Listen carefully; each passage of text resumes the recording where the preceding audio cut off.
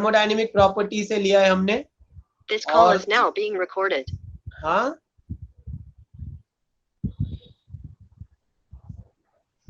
ये स्टूडेंट्स फटाफट इसको नोट डाउन कर लो।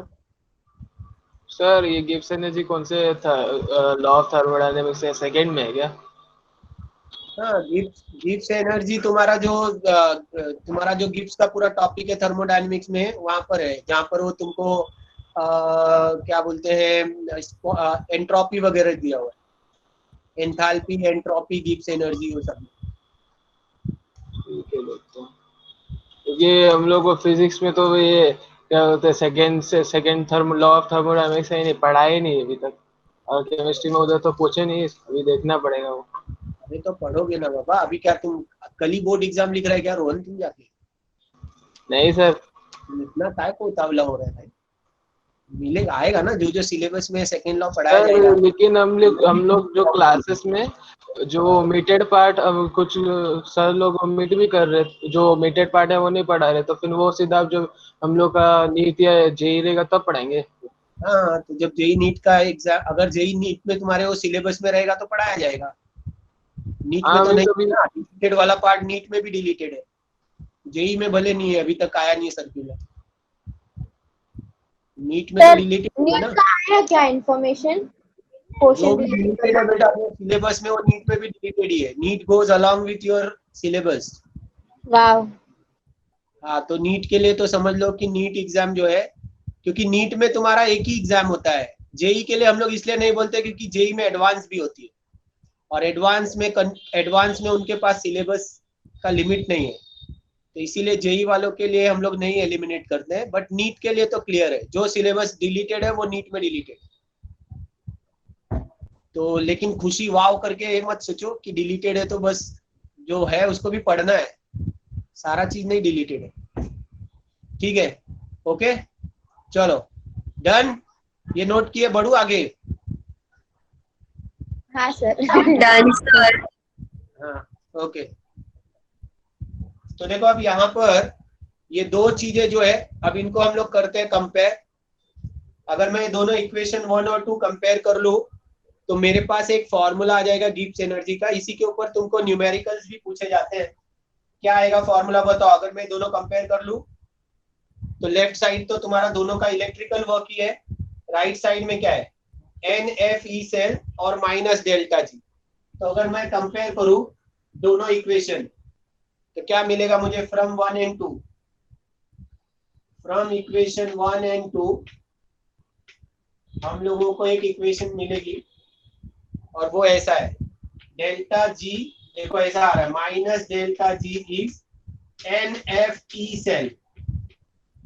तो मैं नेगेटिव साइन इस तरफ ले लेता हूं, तो मुझे फॉर्मूला ऐसा मिल जाएगा, delta G is minus n F E cell.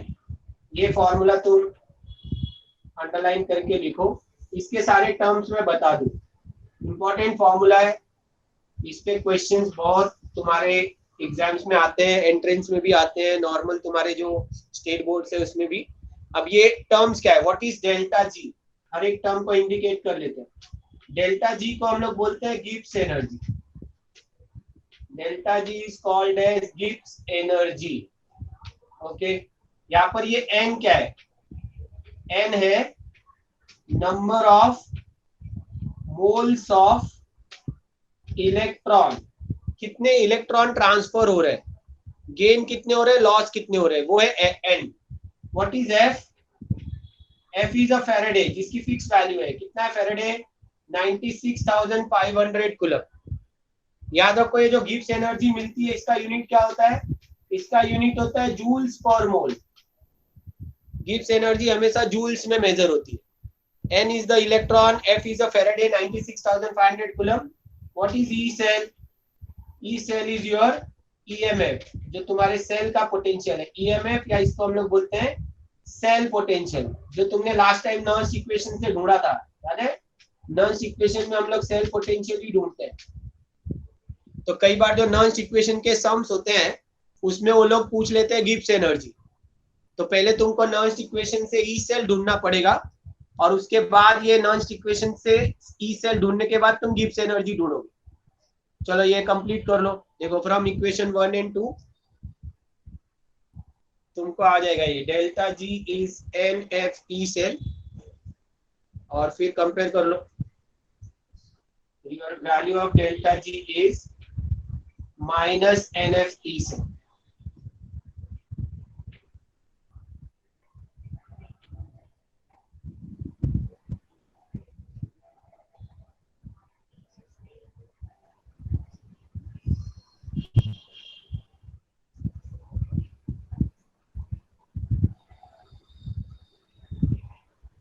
Yes, done. Noted.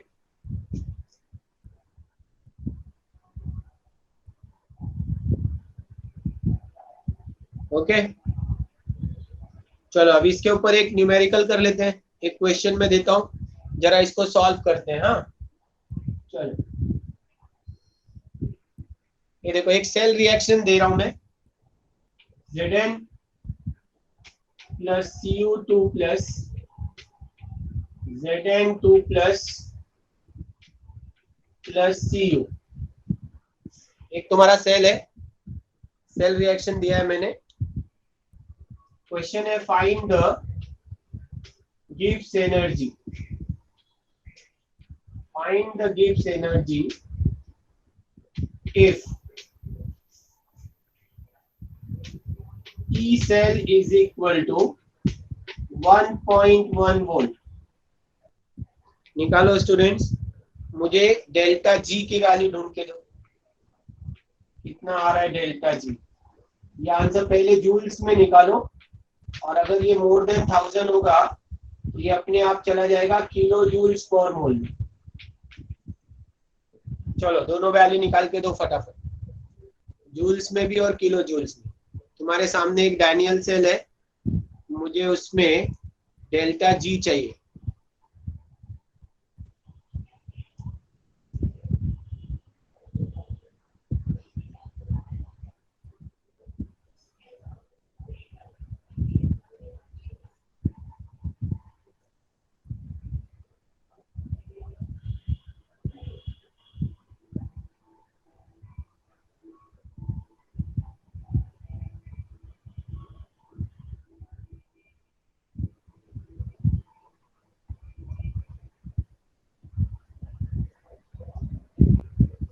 Yes done, करो फटाफट कैलकुलेट। इसमें n का वैल्यू कितना आएगा? n कितना है गाइस? चेक करो। यहाँ पे देखो Zn से Zn2 प्लस हो रहा है, मतलब 2 इलेक्ट्रॉन लॉस हो रहे हैं, और यहाँ पे Cu2 प्लस से कॉपर है, 2 ही इलेक्ट्रॉन गेन भी हो रहे हैं। तो नंबर ऑफ इलेक्ट्रॉन कितने हो गए जो लॉस या गेन हो रहे हैं? Answer is 2। ये रोहन कितना आ रहा है? माइनस कितना है वैल्यू?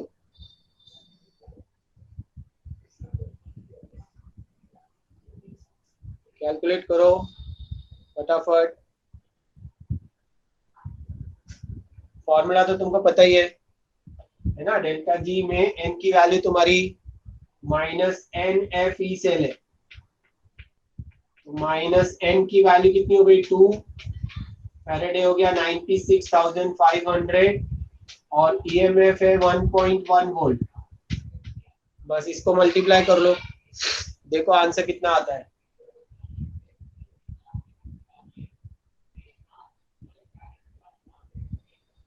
कैलकुलेट करो minus n F E cell का वैल्यू, और कितना आ रहा है देखो।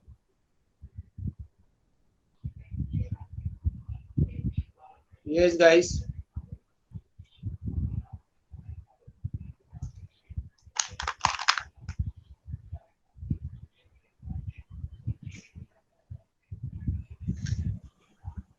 आ रहा है, कैलकुलेट करके देखो।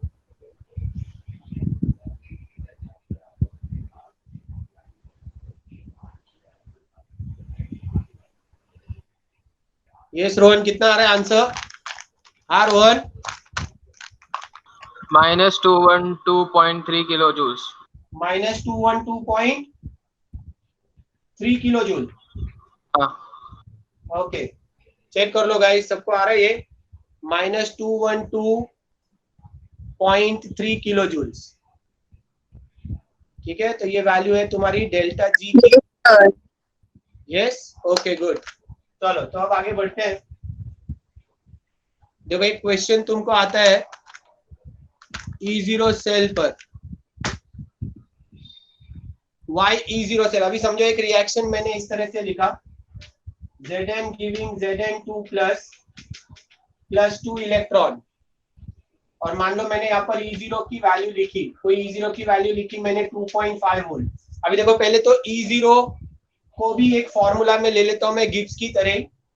जैसे तुम्हारे पास डेल्टा जी का फॉर्मूला है माइनस NFE सेल, ये फॉर्मूला है गिब्स एनर्जी का।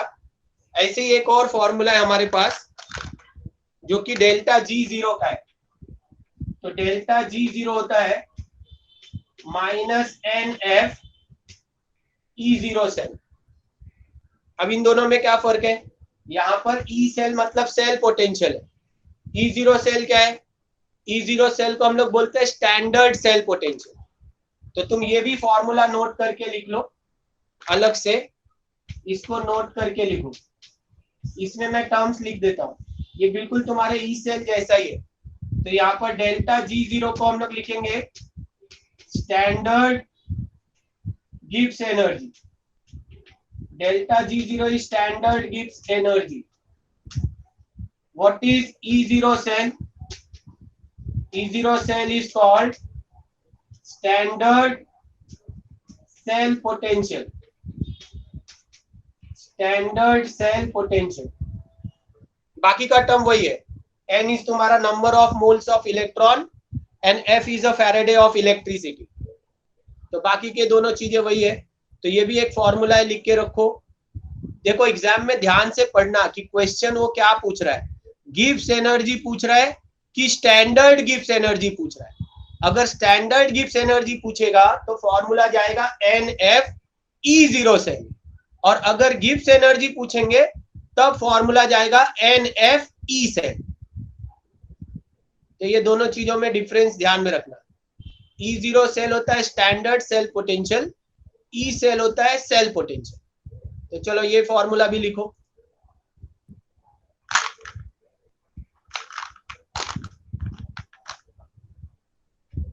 Yes, noted. चलो अब देखो इसके ऊपर क्वेश्चन कैसे आ सकता है। No, हाँ लिखो, ये फॉर्मूला पहले लिखो, नोट करो ये। ओके, देखो E0 सेल का फॉर्मूला बताया मैंने तुमको। क्या होता है E0 सेल? E0 सेल होता है E0 cathode minus E0 anode. ठीक है, अब देखो समझो मैंने इस तरह का एक क्वेश्चन आया, समझो मैंने तुमको दे दिया यहाँ पर Al3 plus salt bridge Cu2 plus copper, और यहाँ पर एक वैल्यू दी मैंने E0 aluminium is minus 1.5 volt, E0 copper is 0.5 volt. ठीक है, अब मैं तुमको बोल रहा हूँ फाइंड डेल्टा G0। चलो निकालो, फाइंड डेल्टा G0। जरा सोच समझ के अच्छे से निकालना।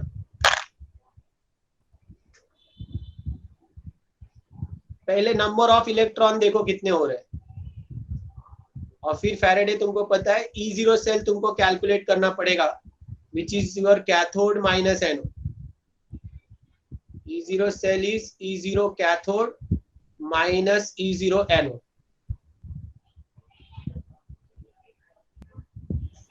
Yes, पहले तुम निकालो E0 सेल। पहले मुझे n बताओ कितना आएगा गाइस। n निकाल रहे हो, कितना n मिलेगा? n का वैल्यू कैसे आएगा? n will be 6। Yes, very good. ये जो दोनों चार्ज होते हैं ना, इनका एलसीएम ले लो। एक में 3 इलेक्ट्रॉन पास हो रहा है, एक में 2, तो 3 और 2 का एलसीएम लेंगे 6। Yes, very good. तो the value of n will be 6। ठीक है, अब E0 सेल पहले निकाल लो, इसमें कैथोड और एनोड पहचान लो। What will be my E0 cell? इसमें मेरा कैथोड कॉपर है और एनोड एल्यूमिनियम है, तो E0 सेल हो जाएगा E0 copper minus E0 aluminium, correct कि नहीं? तो तुमको आंसर क्या मिलेगा? 0.5 माइनस 1.5, तो मुझे आंसर मिल रहा है 2। ये तुम्हारा ईएमएफ हो जाएगा, मतलब E0 सेल हो जाएगा। तो E0 सेल की वैल्यू है 2 वोल्ट। चलो अब गिब्स एनर्जी निकाल लो, standard Gibbs energy. What will be delta G0? देखो कैलकुलेट करके। यस, इसको किलो जूल में बदल दो। Convert joules into kilo joules guys, divide by 1000 and convert the value into kilo joules. हमेशा गिब्स एनर्जी जो है ना वो किलो जूल्स में रिप्रेजेंट करो, क्योंकि वैल्यू बहुत ज्यादा होती है उसकी, मोर देन 1000, तो तुम और नेगेटिव ही रहेगी हमेशा। Gibbs energy is always negative guys.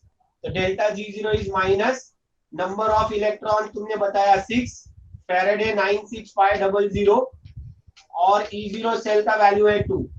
बस ये कैलकुलेट कर लो, माइनस 6 2 तो 12 इंटू 96500, और ये पहले जूल्स में निकाल लो, और फिर ये वैल्यू तुमको मिलेगी in kilo joules per mole.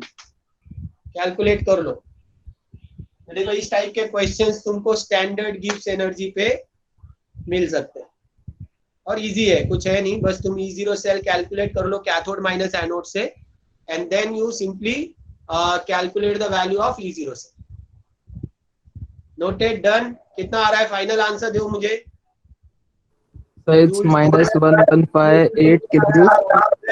Minus 1158 kilojoules. 115 8. 115,000 और 1158. 1158, 1158, तो ये 11580 और एक जीरो है क्या? ओके ठीक है। 1 माइनस 1158 किलो जूल्स पर मोल। चेक करो गाइस, सबको आया? ये क्लियर है? यस। तो दो फॉर्मूलाज कर लिए हमने, एक delta G minus NF E cell, और एक delta G0 is minus NF E0 cell. Okay good. चलो अब देखो एक चीज और तुमको बताऊं। मान लो कोई रिएक्शन है ऐसे, Zn गिविंग, या समझो ऐसे लिख लूं मैं, एक रिडक्शन SRP रिएक्शन लिख देता हूँ। समझो मैंने लिखा Pb2 plus 2 electron giving Pb, और मान लो इसके E0 की वैल्यू है माइनस 1.5 वोल्ट फॉर एग्जाम्पल। अच्छा, अब अगर मैं इस रिएक्शन को 2 से मल्टीप्लाई कर दूं, ऐसे लिख दूं, तो मुझे बताओ ये E0 क्या होगा? What will happen to this E0? क्या ये E0 भी 2 टाइम्स हो जाएगा? ये आंसर दो मुझे।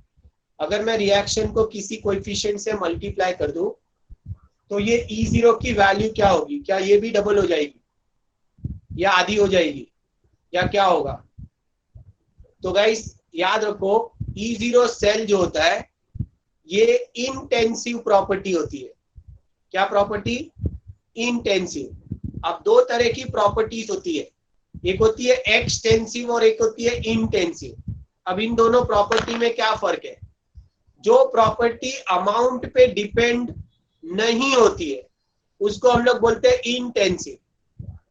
अमाउंट पे डिपेंड नहीं मतलब, जैसे फॉर एग्जांपल तुम देखो वाटर का बॉइलिंग पॉइंट, तुम पानी 1 लीटर लो या 10 लीटर लो, उसका बॉइलिंग पॉइंट कितना रहेगा? उसका बॉइलिंग पॉइंट 100 डिग्री ही रहेगा। इसका मतलब अमाउंट बढ़ाने से या घटाने से उसके बॉइलिंग पॉइंट पे कोई फर्क नहीं पड़ता है। इसको बोलते हैं इंटेंसिव प्रॉपर्टी, जो प्रॉपर्टीज अमाउंट से इंडिपेंडेंट होती है। एक्सटेंसिव क्या होती है? जो प्रॉपर्टी अमाउंट पे डिपेंड होती है। अगर कोई चीज का अमाउंट बढ़ा दो तो वो भी बढ़ जाएगी, उसको बोलते हैं एक्सटेंसिव। अब मैं यहाँ पर लिख रहा हूं, इस केस में क्या होगा? Your E0 will remain 1.5 volt only. मतलब मुझे कोई फर्क नहीं पड़ेगा, E0 सेल तुम रिएक्शन में 2 से मल्टीप्लाई करो, 3 से करो, 10 से करो, E0 cell will always remain same. और इसीलिए जब हम लोग कैथोड माइनस एनोड करते हैं तो हम लोग ये चीज नहीं सोचते कि उस सेल रिएक्शन में कितना कोएफिशिएंट मल्टीप्लाई हो रहा है, हमें कोई फर्क नहीं पड़ता है, हम सीधे कैथोड माइनस एनोड की वैल्यू ले लेते हैं। तो यहाँ पर मैं अब ये लिखने जा रहा हूँ कि E0 सेल इंटेंसिव क्यों है और इसी को एक्सप्लेन करेंगे। E0 cell is an intensive property. Yes, explain. Now let's explain कि ये E0 सेल इंटेंसिव प्रॉपर्टी कैसे होगी और क्यों ये अमाउंट पे डिपेंड नहीं। तो चलो समझते हैं कि कैसे ये इंटेंसिव प्रॉपर्टी है। इसके लिए मैं अपने डेल्टा G0 का यूज करूंगा। What is delta G0? Delta G0 is given by minus NF E0 cell. ठीक है, ये तुम्हारा केस 1 हो गया। मान लो किसी सेल में एनर्जी जो है वो डेल्टा G0 है, गिब्स एनर्जी। तो कोई एक सेल है जिसकी डेल्टा G0 की वैल्यू माइनस NF सेल है। ओके, अच्छा अब इसमें E0 सेल क्या हो जाएगा guys? Therefore E0 cell will be equal to delta G0 upon, यहाँ पे माइनस साइन बाहर ले लेता हूं मैं क्योंकि नेगेटिव तो आएगा ही। E0 cell will be minus times delta G0 upon NF।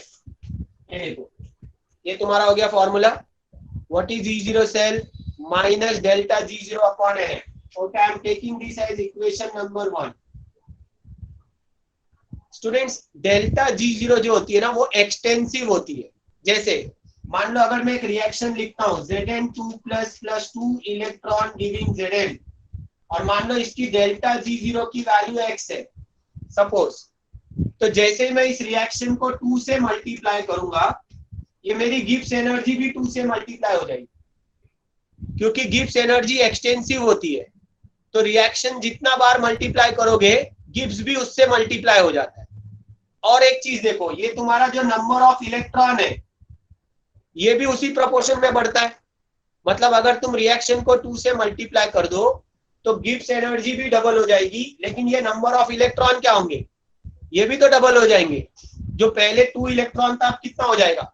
4 electron. तो चलो ये मैं यहां पर लिखता हूं।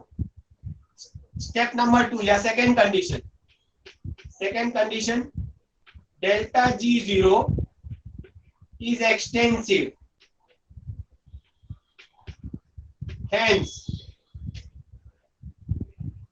if 2 is multiplied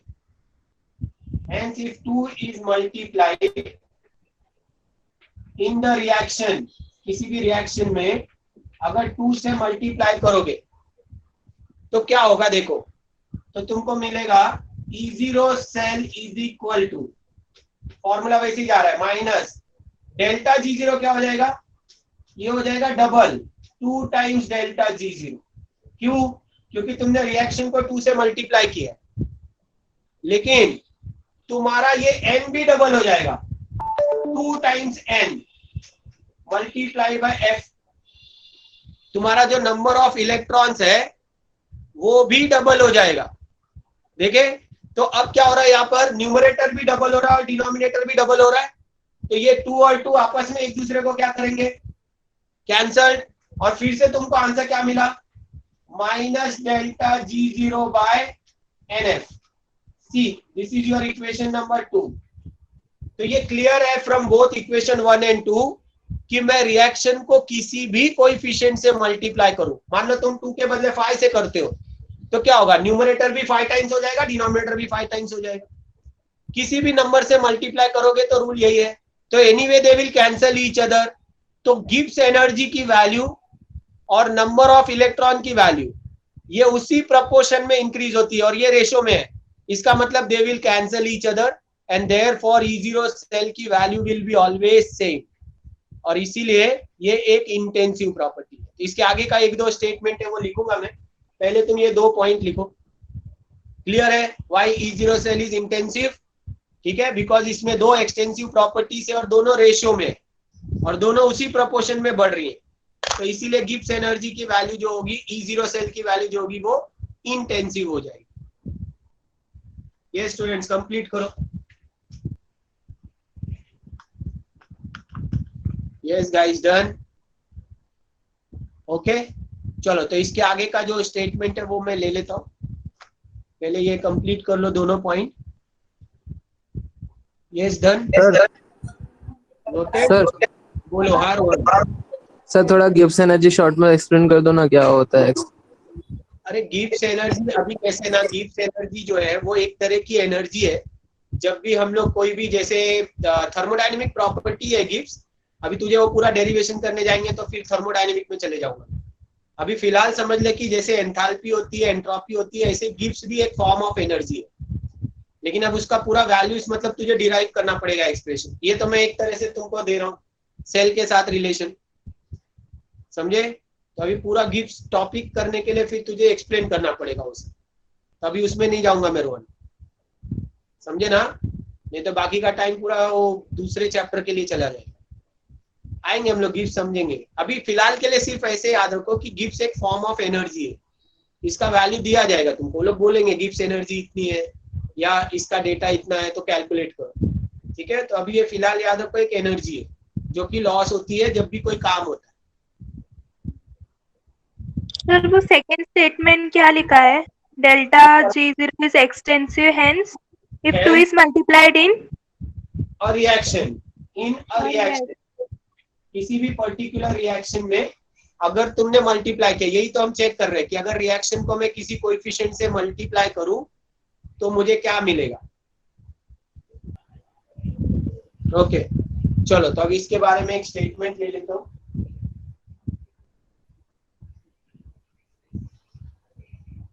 देखो, from equation 1 and 2, from equation 1 and 2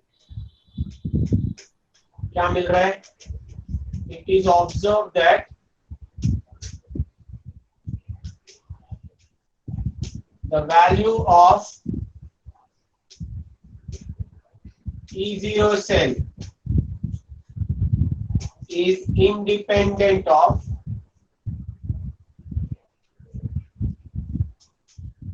the amount of the substance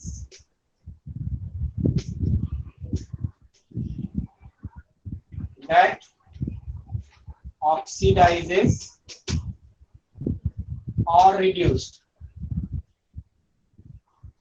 Therefore, E0 cell is an intensive property. ठीक है, ये तुम अपना क्लोजिंग स्टेटमेंट डाल दो। एक्सप्लेन कर दिया हमने, मतलब मैं सब्सटेंस कितना भी लूं, मेरा E0 सेल जो होगा वो हमेशा सेम रहेगा, तो इसलिए इसको हम लोग बोल रहे हैं intensive property.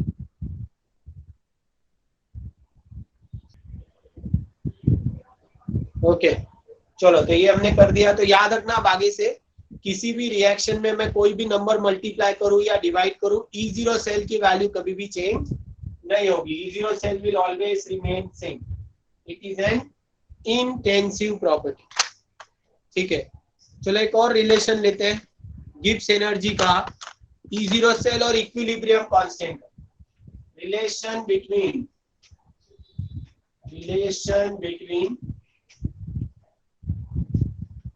E0 cell and equilibrium constant. Equilibrium constant that is represented by K. Equilibrium constant का वैल्यू K जो तुमने पढ़ा है Kc और Kp, याद होगा 11th में, वही है ये इक्विलिब्रियम कांस्टेंट। और साथ में है E0 सेल के साथ इसको रिलेट कर रहा हूं। तो कैसे रिलेट करेंगे? पहला जो पॉइंट है वो मैं ले रहा हूं। देखो, इन दोनों का कॉमन फैक्टर है गिब्स। गिब्स का फॉर्मूला E0 सेल के साथ भी है जो अभी मैंने देखा इलेक्ट्रोकेमिस्ट्री में, और यही गिब्स का फॉर्मूला इक्विलिब्रियम कांस्टेंट के साथ भी है जो कि तुम्हारे थर्मोडायनेमिक्स से आता है। गिब्स एनर्जी और इक्विलिब्रियम कांस्टेंट का रिलेशन है। अभी मैं यहाँ पर सिर्फ डायरेक्ट रिलेशन ले रहा हूँ, उसका डेरिवेशन हम लोग करेंगे when we will enter in thermodynamics. तो अभी सीधे तुमको फॉर्मूला ही याद करना है, कुछ है नहीं। पहला फॉर्मूला मैं ले रहा हूं, क्या है formula? Delta G0 is equal to minus NF E0 cell. ये तो हमने ऑलरेडी अभी डिराइव भी किया है तुम्हारे इलेक्ट्रोकेमिस्ट्री में। एक हो गया फॉर्मूला ये। सेकेंड फॉर्मूला ये आ रहा है कहां से? ये आ रहा है by thermodynamics. By thermodynamics we get एक फॉर्मूला थर्मोडायनेमिक्स में डायरेक्टली है, minus delta G0 is minus RT ln K। ये दूसरा फॉर्मूला। ln मतलब क्या होता है? log to the base E। अब यहाँ पे सारे टर्म समझ लो। डेल्टा G0 कौन है? Standard Gibbs energy. What is N? Number of moles of electron. F Faraday. E0 cell standard cell potential. R क्या है? Gas constant. T temperature in kelvin. K is the equilibrium constant. तो बाकी सब term को मैं indicate करूंगा। यहाँ पर अभी डेल्टा G0 को इंडिकेट कर देता हूँ। यहाँ पे डेल्टा G0 क्या है, क्योंकि ये कंपेयर में हट जाएगा। तो डेल्टा G0 है standard Gibbs energy. Standard Gibbs energy, इसकी वैल्यू हमने दोनों फॉर्म में लिखी हुई है। कौन कौन से फॉर्म में? एक तो सेल पोटेंशियल के फॉर्म में, इलेक्ट्रोकेमिस्ट्री का फॉर्मूला, और ये थर्मोडायनेमिक का फॉर्मूला है। सीधे बाय हार्ट करना है तुमको। इलेक्ट्रोकेमिस्ट्री में इसका सीधे लर्न करो। इसका डेरिवेशन हम थर्मोडायनेमिक्स में करेंगे, लेकिन यहाँ पे भी तुमको सिर्फ बाय हार्ट ही करना है। What is delta G0 minus RT ln K। ln मतलब log to the base E times K। इसको नोट कर लो गाइस। और डेल्टा अभी हम लोग कंपेयर करेंगे तो फॉर्मूला मिलेगा। अभी हमने सिर्फ दो फॉर्मूला लिखे हैं, एक गिब्स एनर्जी का सेल के साथ और दूसरा गिब्स एनर्जी का इक्विलिब्रियम के साथ। और हम लोगों को इन दोनों को रिलेट करना है। इसको और इसको रिलेट करना चाह रहा हूँ। E0 सेल और K को रिलेट करना है।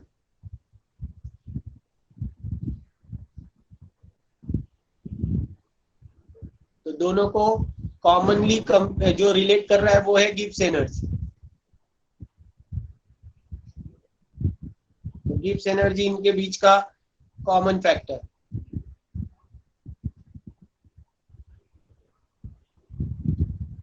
यस कर दिए नोट।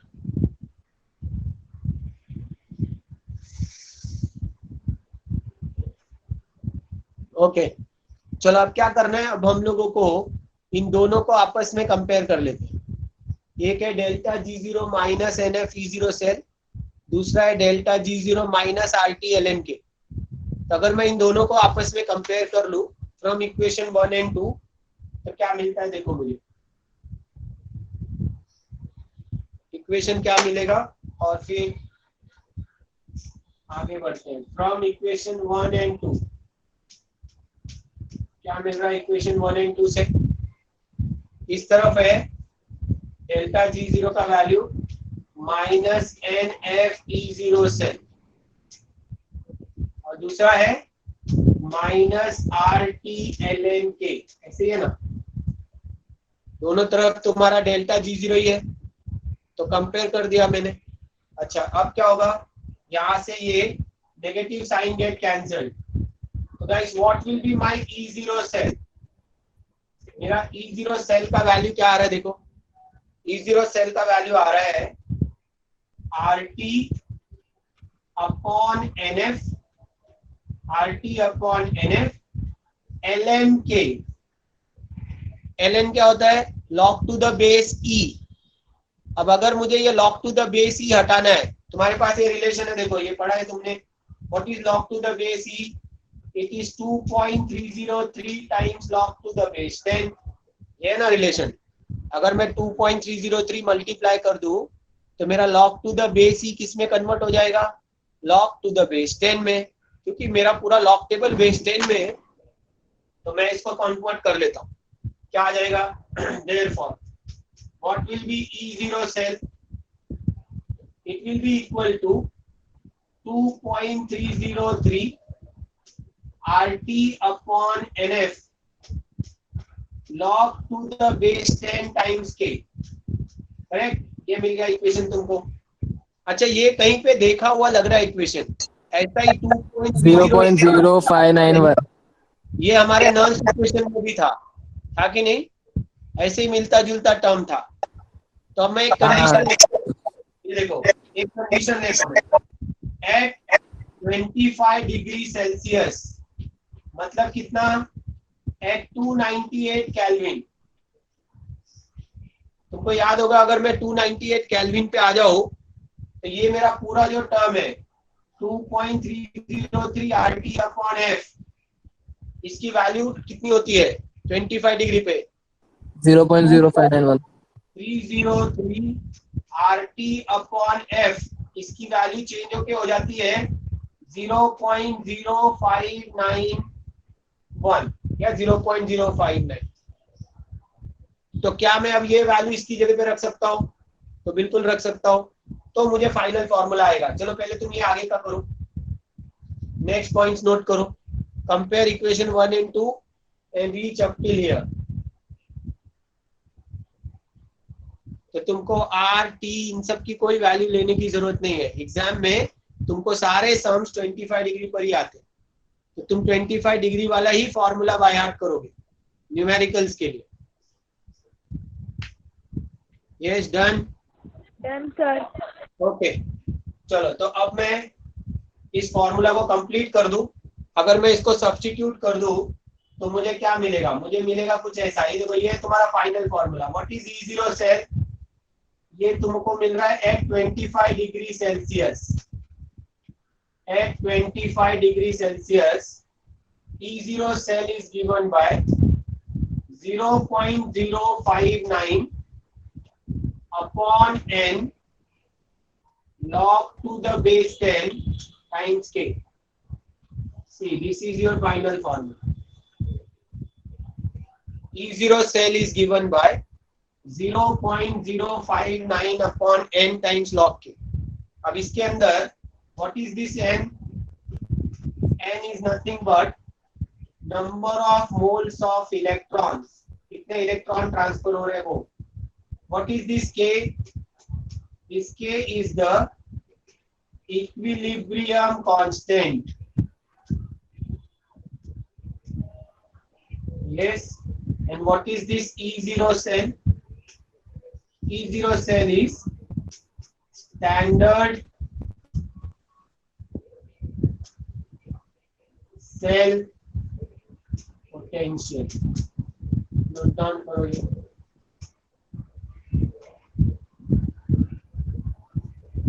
पेज पर एक एग्जांपल लेता हूं मैं।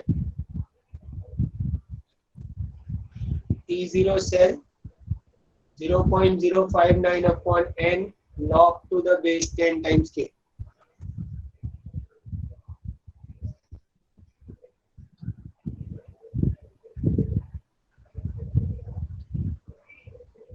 Yes, done.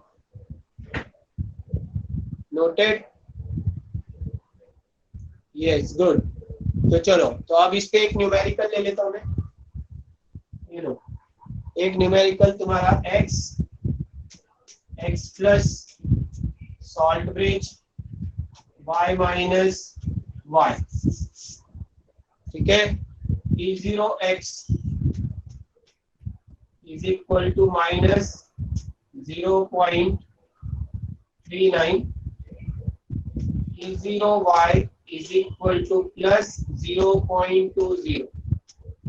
Find the value of equilibrium constant k. निकालो, सॉल्व करो ये सब।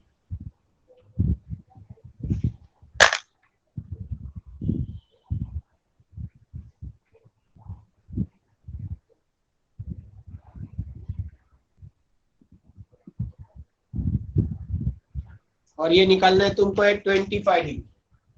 All the sums are at 25 degree Celsius. तो कैलकुलेशन तुमको 25 पर ही करना है।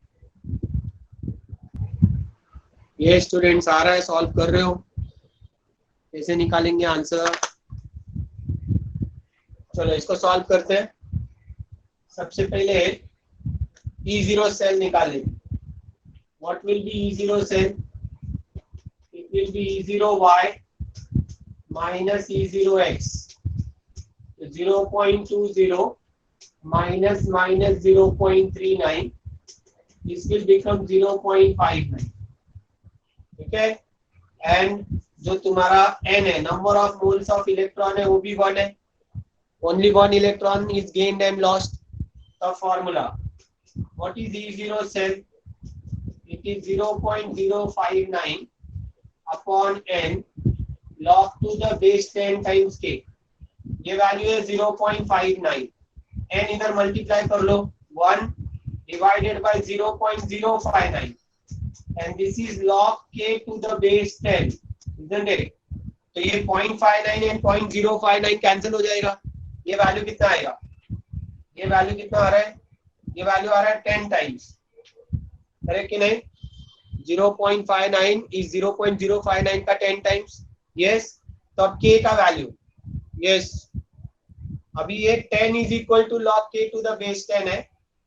तो अब इसको सिंप्लीफाई कर लो. यस, k का वैल्यू क्या आएगा? यहाँ पर देखो, 10 is equal to log k to the base 10. तो अगर मैं एक log निकालूं तो ये k का वैल्यू हो जाएगा 10 raised to 10. This will be your answer.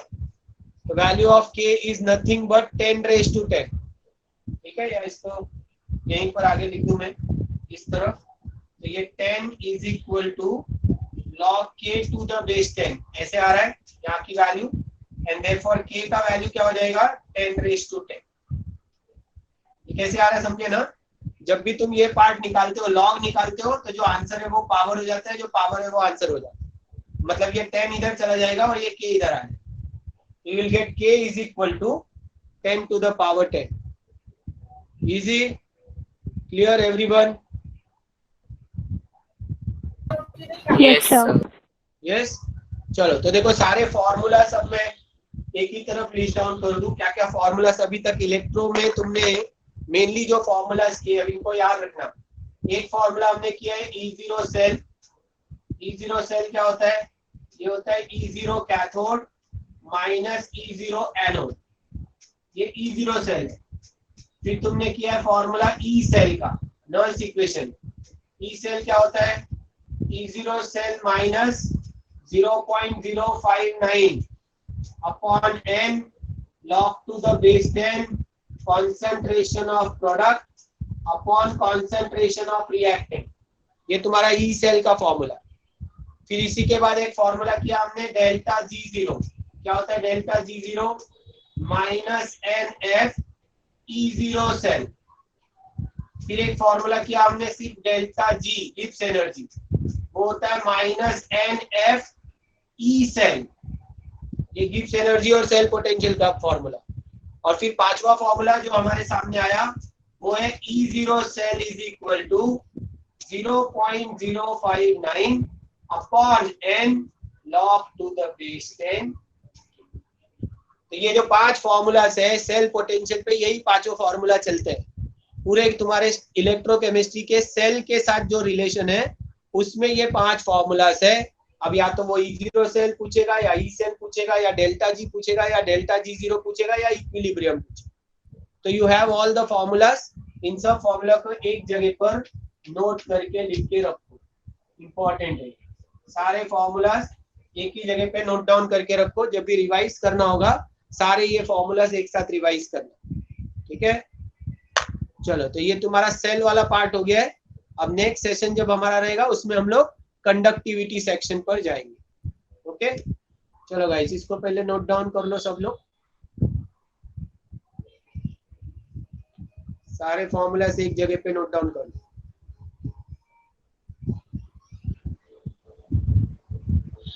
ये स्टूडेंट्स डन, एवरीवन नोटेड?